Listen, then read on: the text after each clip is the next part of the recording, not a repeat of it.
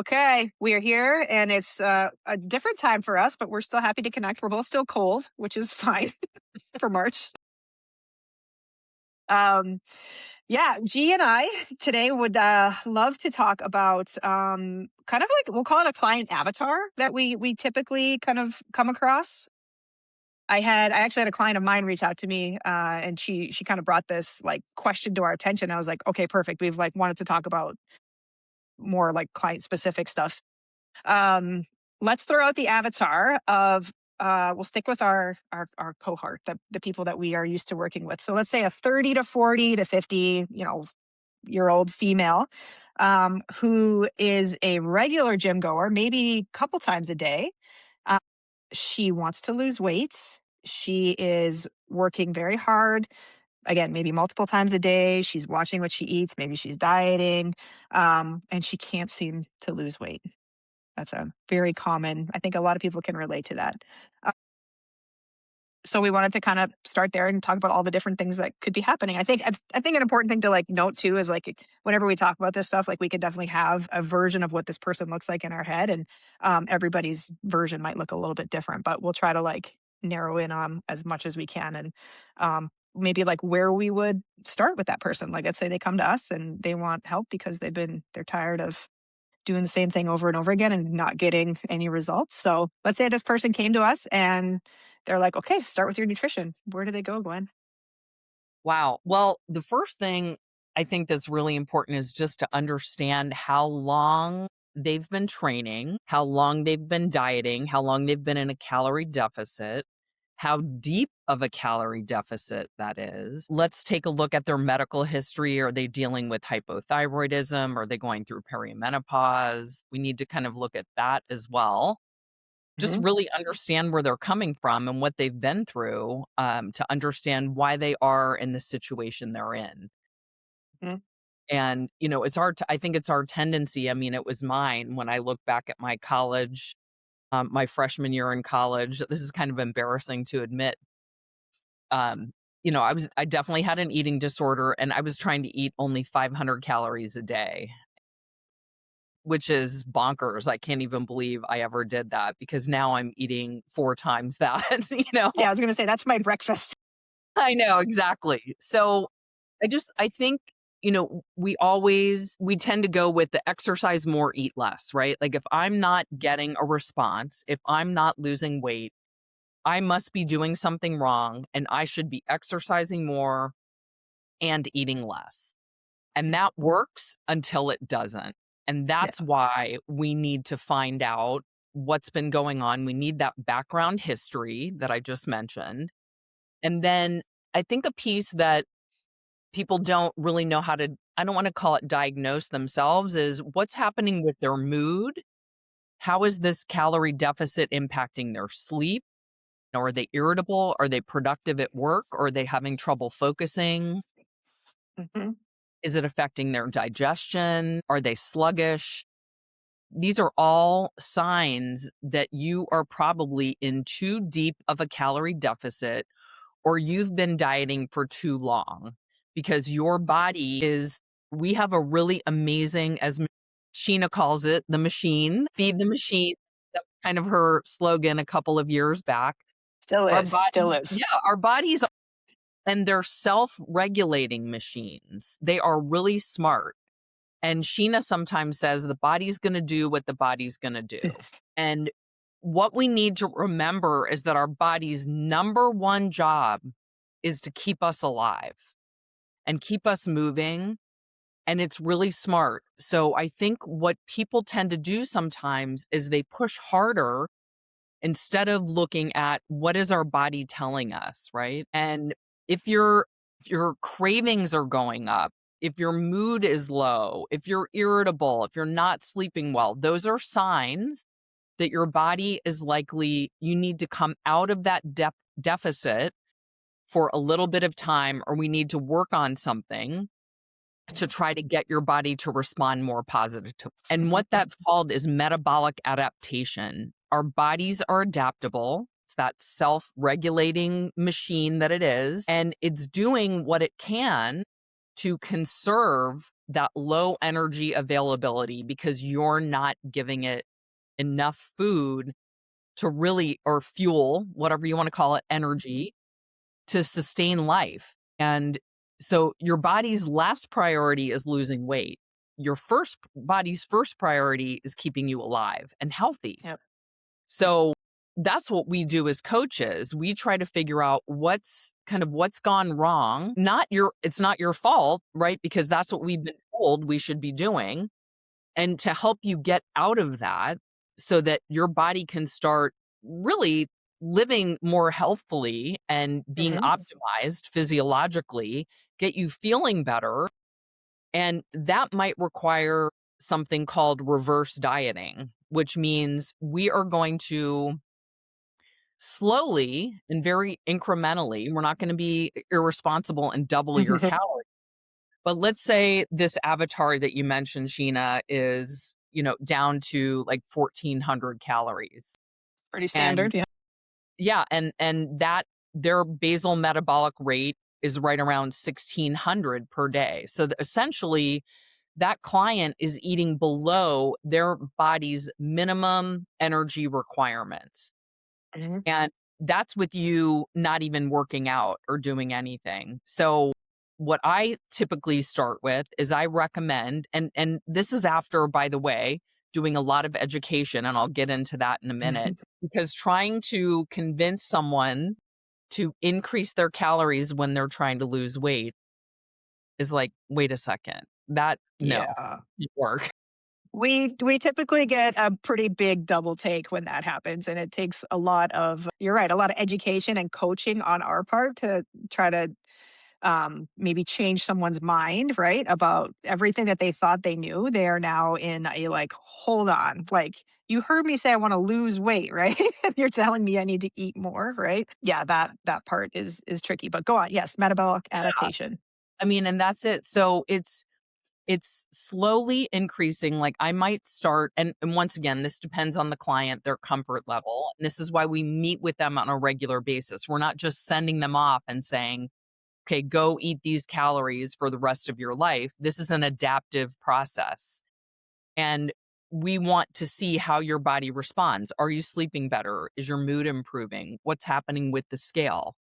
In most cases, and I actually have a PowerPoint that I share with clients Smart. that goes through 3 of those avatars that we talk about, 3 very different clients, different scenarios, and how increasing their calories led to weight loss Hmm. because their body adapted in a way, we call this metabolic adaptation or adaptive thermogenesis, and you can Google it or go to ChatGPT if you wanna read more about it, is our body is adapting to that low energy availability. So just think of it as like when your iPhone isn't near a charger, right? It's going to go on low battery mode and Yeah. it's going to conserve energy. It's not like able to, it's not full energy mode that it's on. That's what your Great body. analogy. Great Yeah. analogy. Yeah, your screen gets dimmer, right? Your other apps aren't functioning as well, or as like it's like, okay, I'm gonna turn off this if you're not using it, right? Like that's a great analogy. I haven't heard that one before, but that's perfect. Yeah, I think everybody has a phone and I think people, so what are you doing? We're all looking for the power source as quickly as we can to charge our phone because we get this anxiety. That's what your body's doing. Your body is seeking food. It's seeking It's energy. hungry. It's It's hungry for power. hungry. It's Yeah. hungry. And just being in a deficit and trying to lose weight is a stressor on your body. So Hmm. what we're trying to do is, well, reverse dieting is one way of doing it, which I'll continue with that example. So I might have the client increase their calories to 1,500 for a week, see what happens. Then they weigh in, we meet the next week and they say, "Gwen, I didn't gain any weight. I can't believe it. How did that happen? That's amazing." And I was like, "Well, that's your body using the energy, the food that you gave it, the food you ate, it needed that fuel. That's a sign. You're not Hmm. overfeeding. You were underfeeding before. We're trying to get you to that kind of, if you look at a bell curve, right? we always think of gaining weight of being overfed, and people talk about that all the time. That's common sense.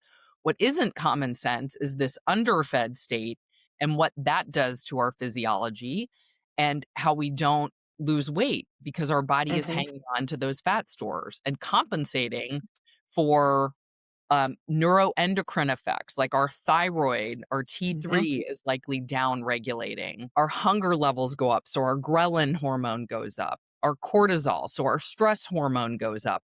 These are all negative consequences physiologically. And so we're trying to bring people back into like more homeostasis with our hormones and our physiology so that our body can lose weight. So it's almost like the diet before the diet. You've got to prepare your body to be in tip top shape, so to speak, to earn the right to go into a deficit. Love it. Yeah, exactly So, right. We've talked about that before. Like your body has to be in a state that it feels safe enough to lose body fat, right? exactly. And I think in your example, that was perfect because someone, let's say again, they're eating 1,200 calories, and then all of a sudden we're like, okay, you're going to eat 1,500, right? Which 1,300 more calories, and we're probably coming from protein and carbs, most likely for us.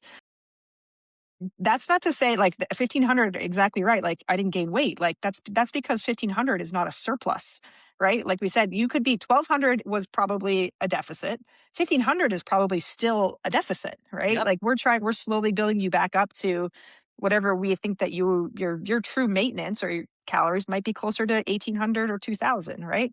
For you to gain that body fat, you probably have to be eating 3,000 calories to see body weight gain, right? And we use the scale weight, but we don't know if that's, water weight. You're probably not gaining body fat, right? Like your body, when that hormonal cascade happens, like your body's going to hang on to water. You're probably going to like feel inflamed and like this is where people are like, my clothes don't fit. What's happening? Like you're not gaining 10 pounds of body fat. Your body is literally just holding on to water and it's like, it's inflamed because you never are recovering and cortisol is always high.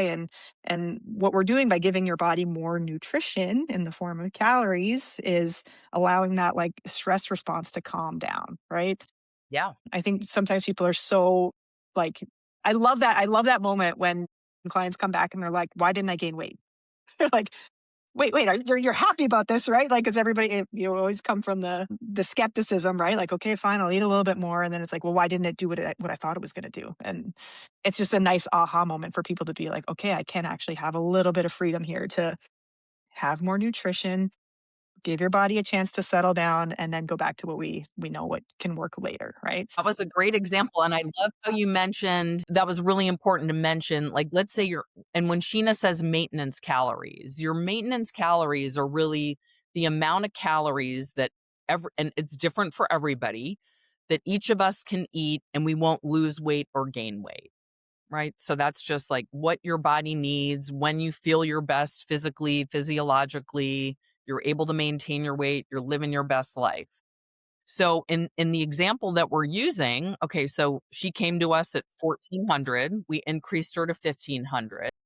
And if her maintenance is between 1,800 and 2,000, let's say, which is a pretty typical scenario, this whole Mhm. example is, we probably still have a little bit of room to go up beyond that 1,500, and we might be able to go to 1,600, 1,700, potentially even 1,800. And we're Mhm. going to slowly work our way up there because the goal is always to eat as many calories as possible to fuel your body appropriately so that and you can continue to lose weight, right? Mhm.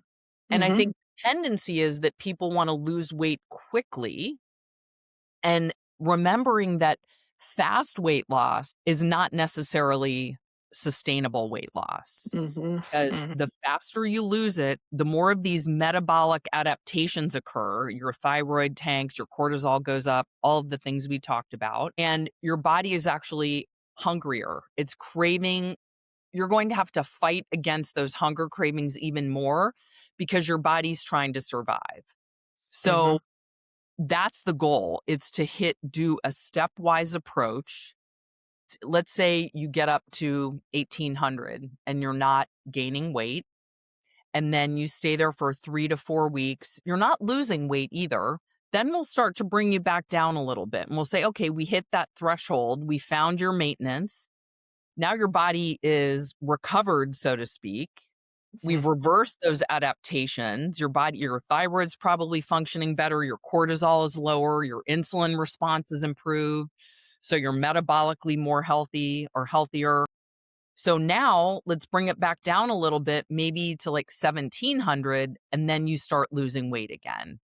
And so instead of you not losing weight at 1400, you got your way up to 1700. You're feeling phenomenal. You're sleeping great. You're not dealing with cravings like mad. You're not irritable. You're Mhm. not yelling at your kids or your partner.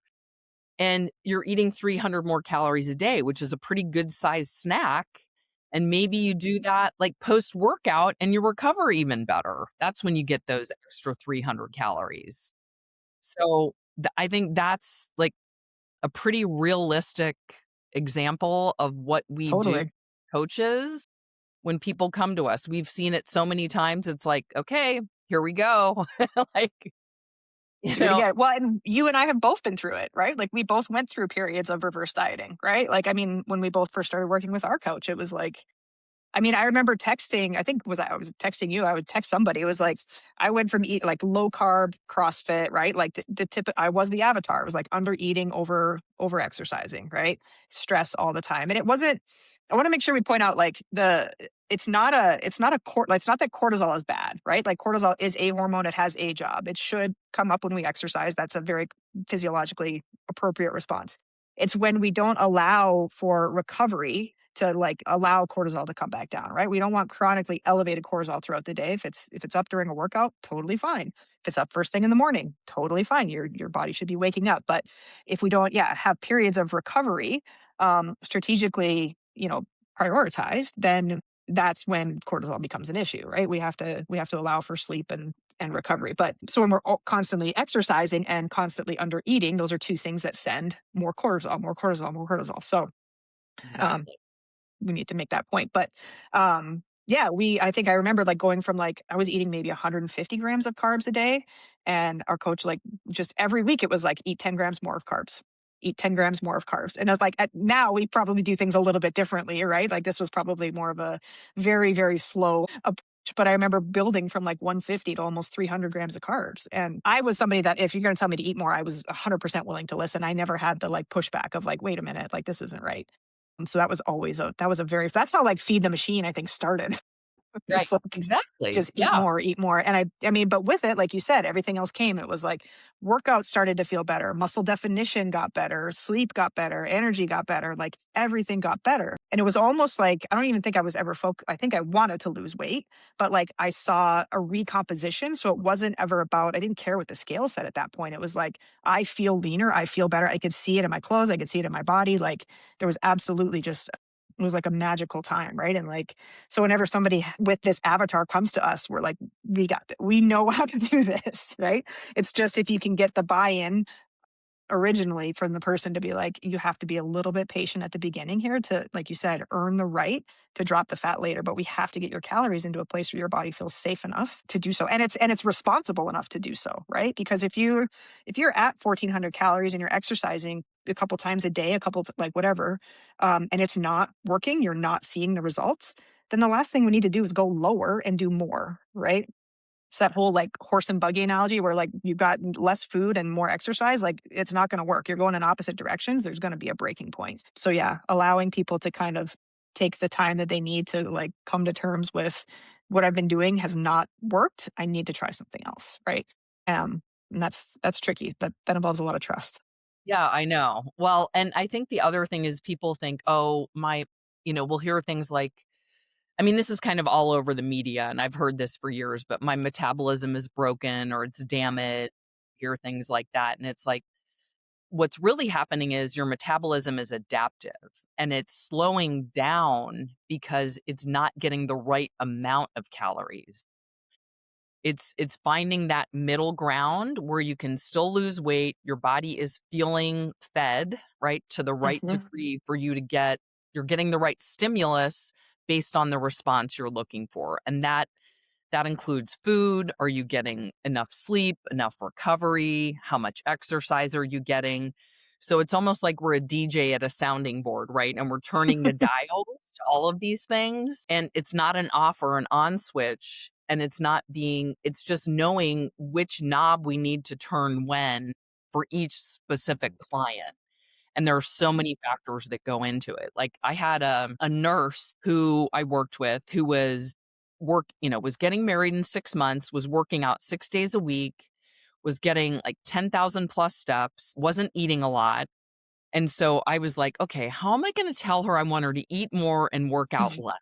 So, we worked through it. She actually, I think I interviewed her on Instagram. So her name's Audrey. And she ended up like cutting out two of her really high intensity interval workouts, just adding in steps on those days. So she didn't psychologically feel like she was being sedentary. I just had her walk. She lived in downtown Chicago. And then the goal was incrementally increasing her calories. And she leaned out, same. We've lived it. So I get it that it's easier for us to say, hey, it works because Trust it. Yeah. we trusted it. We didn't trust it initially. I think, we both probably thought our nutrition coach was a little crazy. Like, "Are you sure?" And we had to trust our coach. We had to trust the process. We had to take a chance. And, I think it's worth taking the chance because what you've been doing hasn't worked. And that's where our experience, our personal lived experience, and our experience with many clients over the years, we know how to guide you and Mhm. understand what's going on and how to get you to the place where you can achieve the goals that you're looking for. So, I Mhm. mean, she was thrilled. She fit in her wedding dress and, everything was great. And she couldn't believe that, like, going into her fittings, her dress was looser. And then I had another client who, wasn't lifting weights. And so she had to deal with the fact that she might even increase Mhm. the scale. But if she was losing fat and increasing her muscle mass, that her body composition would look completely different. And when you see the pictures of her body and what Mhm. it like, I mean, she had definition in her abs, and it was so incredible to see that. And I think her starting calories were around 1,300. We got her Wow. up to 1,900 to the highest, and then brought her back down. But I mean, it's just so incredible to see people, like you said, that aha moment that can happen. And they're actually feeling better. It's just like, of course you are, because you're feeding your machine, you're feeding your That's body. right. Right. More calories, more nutrition. Like whenever I always come back to that. I'm like, I'm going to tell you to eat more nutrition. Like, I just want you to have more nutrients. It's very hard to argue with that. Like if you're somebody right now who like you say you want these things, right? Like, and you're working this hard in the gym, but you're not going to put any gas in the car. Like, you're not going anywhere. So let's give you more nutrition. Like give your body the building blocks it needs to actually do what you're demanding of it and watch the good things happen for sure. Right. Yeah. Yeah. And it's, another analogy I'd like to use too is like filling the gas tank up. Like you said, if you have no gas in the tank, you're not going to move anywhere, right? If you overfill the gas tank, right, that's a surplus of calories. It's gonna Yep. spill off the side, you don't need that. But let's say you're going on a road trip. You want the right amount of gas in the tank to get you as far as you wanna go, right? You might not need to fill it up, but that's what you're looking for. You don't want no gas, you don't want too much gas, you want just the right amount to get you from point A to point B. And it seems pretty logical when we're filling up our car, but not when Well, and you we're would never fueling our go. own bodies. Exactly, and you'd never go on a road trip, with low battery on your phone, so you would charge that puppy, right? You're gonna have the I love charger that analogy. Yeah, I to hear charge you. yourself. So, I think one of the other things that I haven't mentioned yet is when we're under fueling, we tend to wanna move less too. So, it's harder to exercise. We just can't even get the energy to do it. We're less likely to move like that non-exercise activity, like even just walks or like standing up to do something, our body doesn't want, like, subconsciously you don't want to move as much. So you're expending fewer calories and your metabolic rate is likely decreasing. Maybe not a significant amount, but we want your metabolic rate to stay high so that, it's like adding kindling to a fire, right? Mhm. You don't want it Mhm. to, like, start going out. We're trying to keep it rolling. You want to keep the flame going. And what you're doing is kind of putting water on the fire. The less you eat, you're trying to keep that fire alive, that metabolism. And if you're like, that's a dangerous place to be. The lower you go in calories, if you go too low, the fire is going to go out. We don't want that Right. happening either. You're So, supporting that adaptation, right? Like you're basically telling your body like it's okay. We're not going to burn. Like you could turn off more apps. You can put me on low exactly, battery mode, right? That's yeah. exactly. And then you just dig a Um, deeper hole that you can't mhm. get out of. And it's just this counterintuitive thing. And it's not something that is really out there on social media. I don't know why, like, we don't talk about it more, Mhm. but I think we're doing people a disservice by not talking about it Yeah. more. Yeah.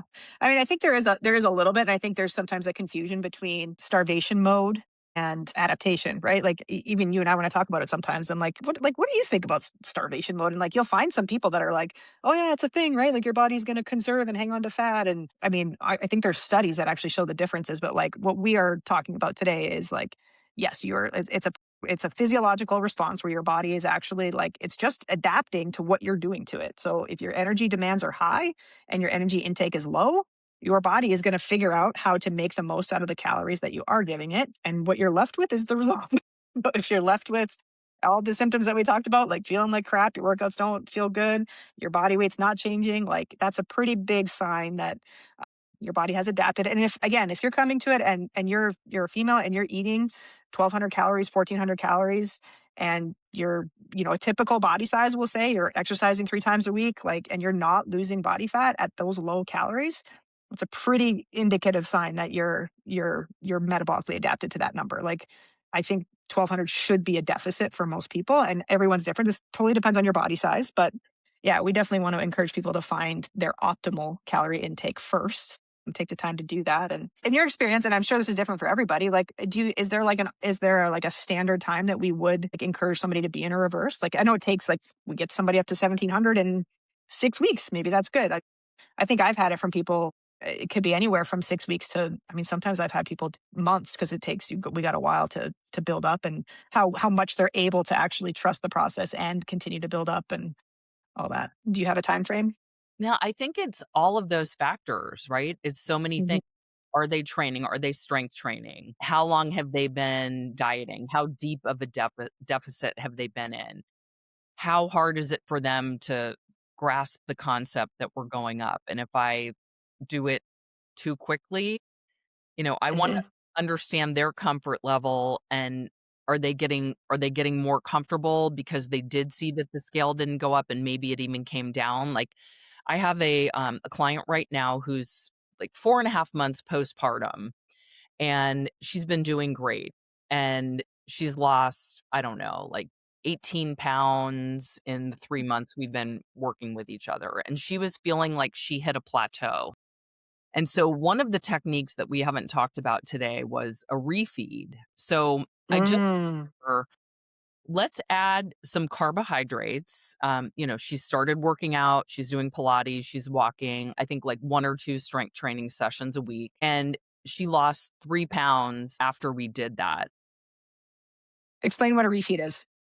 Oh yeah. So a refeed. So this is something that when people have a hard time doing the reverse dieting, and let's say we're going to increase your calories by like 1 to 200 every day consistently, and that's too much for people to wrap their head around. I just explained to them about a strategic refeed. And what this does is it's basically just a short term increase in calories, like 1 or 2 days a week. Typically from carbohydrates is what we're going to recommend because carbs are your preferred energy fuel source. And what that does is that kind of reverses you out of that adaptive process for a brief period of time, and your body's like, "Oh my gosh, you're giving us food. We're getting fuel. This is amazing. Thank you." Like we Cortisol goes down. Yep.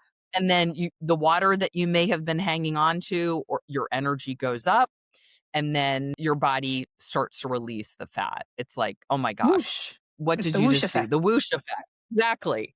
So that's an indication of, okay, you're not eating enough. Now, this client is breastfeeding also. So it's really hard to determine her maintenance calories. I didn't want to at this point. She's starting to wean because she's going back to work. I wanted to just start with a refeed to see how she responded. And Mhm. so, I explained it to her. I sent her an article about it so that she could read more and see if she was comfortable with it. And then, the first time you meet with somebody after you do something like this, you're like, "Okay, what happened? Let's see, what's gonna happen." And she was like, "Oh, I'm down. I'm down 3 pounds." And we meet every 2 weeks, so it's not like she lost 3 pounds in a week. And some of that may have been water, so she might come back a little bit. Yeah, Yeah. that's awesome. So that's something I do as well. Or there's the Matador study, which was done in like 54 men, which is looking at a 16-week straight deficit or a diet period versus doing 3 weeks in a dieting phase and then a 1 week period, that fourth week going up to maintenance, and then Mhm. continuing that cycle 4 times. Now that's adding another month onto the process, right? So instead of 4 weeks, you're in a diet or instead of 4 months, it's 5 months. So Right. it's a little longer, but the people that did the intermittent, where they went up that fourth week each month to maintenance, they actually lost more weight, number one, and they sustained their weight loss longer.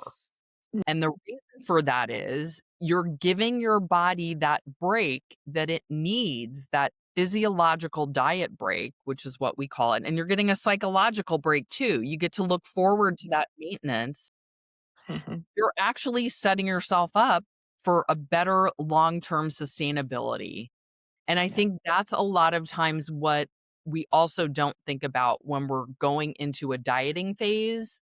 We don't think about how am I going to maintain this? What do I do Right. now?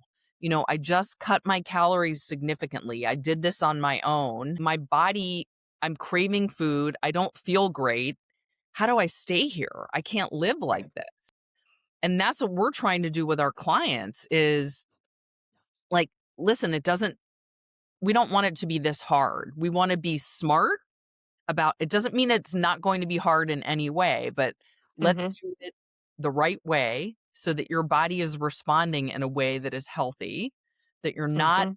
metabolically adapting and it's causing your cortisol to go up and all those other things. And, compromising lean body mass because we want you to maintain muscle mass too while you're losing weight. And then Mhm. how do we get you to that calorie level, reverse you back up to the maximum number of calories so that you can maintain that weight loss? Mhm. That's the important piece that I'm pretty sure Sheena and I both are doing this with clients. Like when they stop working with us, we give them some guidance on now how do you maintain this? What does your Mhm. maintenance plan look like? And Yeah. that's a really important thing to leave our clients with because we can help them while they're working with us, but they need to know what does success look like and what does long-term sustainability look like. Yeah.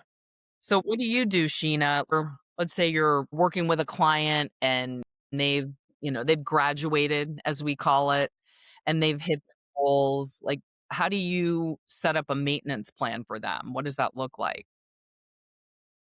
I mean, I wanna touch on, like, yeah, what you just said there, like, 'cause I think people's minds are probably blown, and, like, most of the time, I think they think, "Okay, this is the calorie level, like, my deficit is what got me to my goals, right? So now I just have to stay here for forever." And that's not the case, right? Like, again, metabolic flexibility is the other thing that we're going for. So we want you to know what your calorie number is, what is required to lose body fat if you want to, what is your deficit number that is doable, and then what is your maintenance number so that if you want to, when you leave us, And when you're able to do this on your own, like, hey, if I go down to 1,800 calories, that's probably a deficit for me. I know I need to do my strength training. I need to probably log my food. I know I need to be in this range, and I don't have to be there for forever. So if I want to go into a deficit for 2 to 3 weeks, maybe get a pound or two off, I then know how to come out of it, and I can go back to maintenance at maybe 2,200, whatever it is. I think having the knowledge for that and knowing that they don't have to always stay in that deficit number for the rest of their life, people, Yes. we just don't really grasp that all the time, right? It's just, it's we're either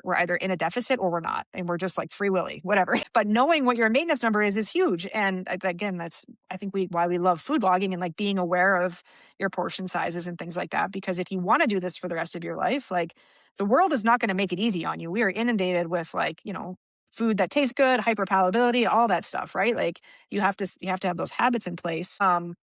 And I love taking people through that practice because it is a practice, right? We're giving them the opportunity to say, go practice what it looks like to eat at maintenance. Like, and what is, like, you have to know what your maintenance number is. So, one, yeah, giving them the opportunity and the permission to practice so that when they're on their own, they know they've already done it with us, right? So I think that's kind of, when people are ready to go, I know that they know what their numbers are, and they don't have to log everything, but they have a good idea of like what their meal structure should look like, how much activity they need to do, and or should or want to do, right? It's not, because the exercise part is, most of the time it then becomes about enjoyment. It's not about exercising to fit the needs of how much I'm going to eat, right? Those two mirror each other. They're matched. It's nice. So yeah, I think that's my answer to that question Yeah, in a that's good. long-winded way. I like that, like, people knowing their maintenance, and that maybe they're not tracking every day, but whatever it takes for them to know, are they right around that maintenance calorie range? And I love how you brought up metabolic flexibility because I think, you and I both want people to live their life. Like if they're going on a vacation somewhere or they're going on a business trip, like maybe you eat closer to maintenance and you schedule it so that you don't have to stress about eating as low as 1,800. Week that you're away, you allow yourself to get up to 2,200 calories. And when you come back, if you want, you can go right back down to 1,800 or somewhere in between. And Hmm. this is a dynamic situation, right? Our lives are not static.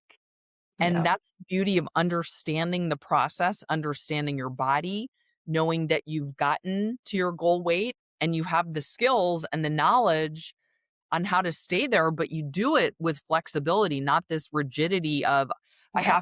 I can't eat one more calorie than 1,800, you know, and or what will happen. It's not this Hmm. fear-based situation. You're like, Right. "I know what to do. Sheena taught me what to do." And I I can be flexible. I can go Hmm. somewhere and eat a little more, and maybe next week it's easier to eat a little less, or I'm Yeah. under a little more stress, and I'm not sleeping as great, so I might need a little more food to get me through, and that's Yeah. life. And so, Hmm. you've learned those skills, you got what it takes to keep going no matter what is Exactly. thrown your way. Exactly. Exactly. Yeah, it's huge. It's freedom, right? And that's what we want everybody to have. Like, we want them to be able to live the life they want to live, exercise the way they want, eat the way they want, and still work towards the ideal body image or feeling for their body that they have. So, yeah, Yeah. it's big. Yeah, I'm Cool. trying to anything else that we've missed? I'm trying to think. I mean, we didn't really touch on, maybe this is a podcast for another day, but I know sometimes we get women that come to us and they're only doing high intensity workouts or cardio, or I mean, sometimes it's men too, right? And we maybe have to talk about, it's appropriate to cut back on some of the cardio aerobic based stuff and actually focus on building muscle. Because we could theoretically, if someone's exercising 6 days a week and they're only doing hit workouts, you could still exercise 6 days a week, but we might take away three of those hit workouts, add in a walk, and add in two strength training sessions, right? And that demand on the body could be way less stressful, and you could Yes. actually continue with the routine that you like. And maybe it's a way, like, this is more of a coaching, um I don't know, we'll call it like a backdoor method, right? Of like giving somebody what they want, but also giving them what they need at the same time, which is, replacing some of the movement with maybe less stressful movement that's actually good for them while still, yeah. I mean, that's probably, again, another podcast for another day, but Well, I say, well, why don't we talk about that next time? Because I think great. that's another common thing is that I mean, I was doing like dance aerobics and running 5Ks and doing no strength training and running a marathon. My body didn't look so good when I was doing that. I didn't feel my best. It wasn't until I started strength training that everything changed. So I say we cover that on another podcast. Love it. Boom. Love it. All right. All right. Well, thanks for Okay. chatting today. And hopefully Thank that you. will understand that less calories and more exercise isn't always the way to go. That's right. We'll end it there. Thanks, All right. G. Thanks.